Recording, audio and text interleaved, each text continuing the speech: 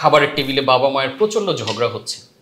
So ঝগড়া কেন হচ্ছে? পরের দিন তার বেবির জন্মদিন।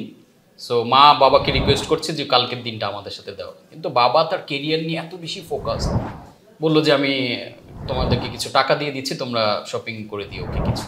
তো ছেলে পাশ থেকে এগুলো শুনতেছে এবং সে 1 বছর ব্যাপী পরের জন্মদিনের আগে পর্যন্ত যত টাকা সে গিফট পেয়েছে যাদের কাছ থেকে, সে একটা বড় ব্যাংকের মধ্যে জমিয়েছে।